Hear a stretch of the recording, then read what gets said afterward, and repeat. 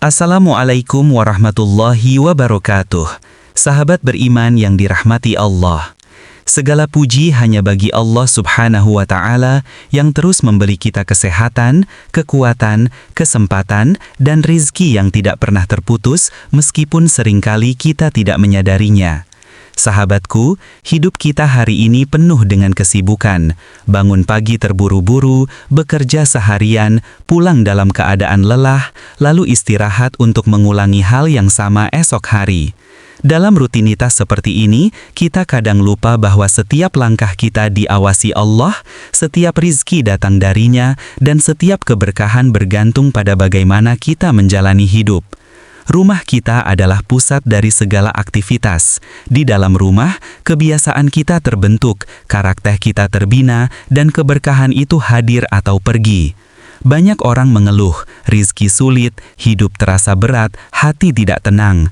Padahal, kadang penyebabnya ada pada kebiasaan-kebiasaan kecil di rumah yang kita anggap sepele.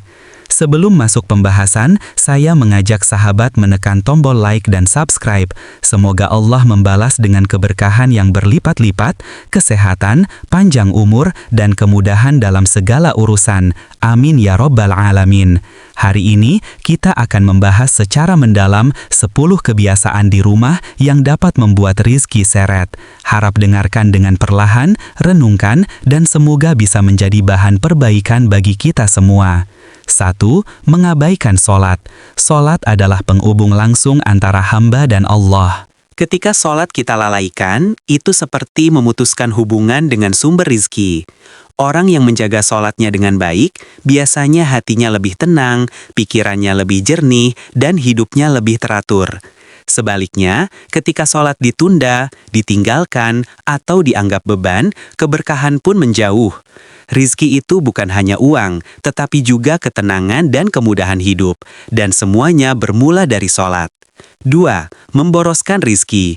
Sahabat, rizki bisa datang dari mana saja, tapi ia juga bisa hilang tanpa terasa ketika kita tidak mampu mengelola pengeluaran. Membeli barang tanpa kebutuhan, menuruti hawa nafsu, mengikuti gaya hidup orang lain, dan tidak membuat skala prioritas adalah bentuk pemborosan yang menghilangkan keberkahan. Orang yang boros sering merasa cukup bahkan ketika hartanya banyak. Namun orang yang hemat merasa luas meski hartanya sedikit. Keberkahan muncul ketika kita mampu menahan diri. 3. Tidak bersedekah. Sedekah adalah salah satu kunci terbesar pembuka rizki. Apa yang kita berikan tidak akan berkurang, justru bertambah.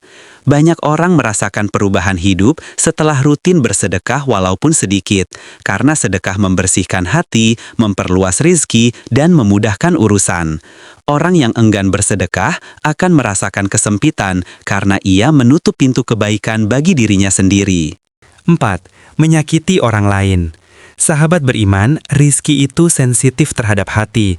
Ketika kita menyakiti orang lain, baik dengan perbuatan atau ucapan, keberkahan menjauh. Ada orang yang hidupnya terasa berat bukan karena kurang usaha, tetapi karena ada hati orang yang pernah ia sakiti. Hati-hati, doa orang yang terzalimi sangat cepat dikabulkan.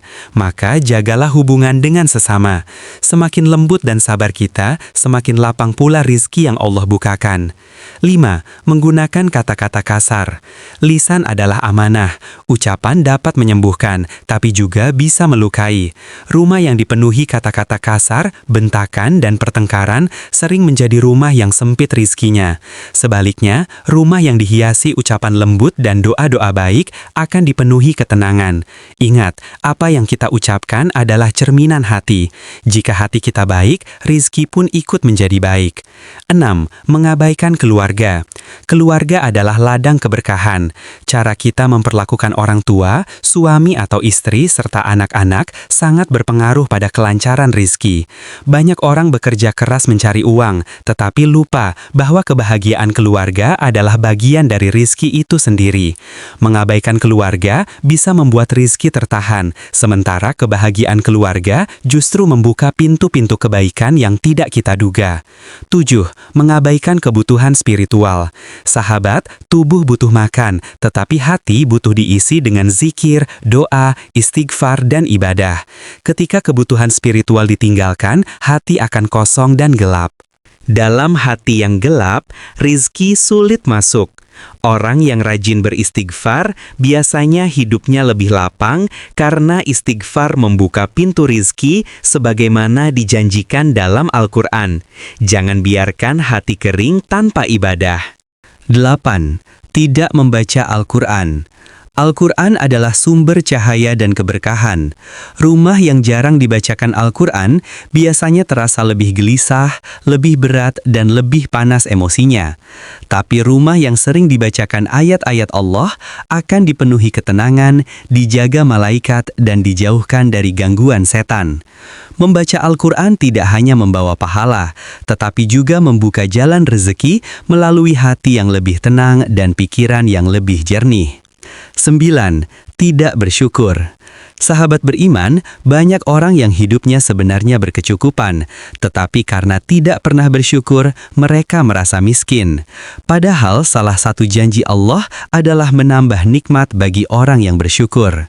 Bersyukur bukan hanya ucapan, tetapi sikap menerima, tidak mengeluh, dan menggunakan nikmat dengan cara yang benar. Orang yang bersyukur akan selalu merasa cukup, dan kecukupan adalah rezeki terbesar. 10. Lupa bahwa rezeki datang dari Allah. Inilah penyebab yang paling banyak terjadi.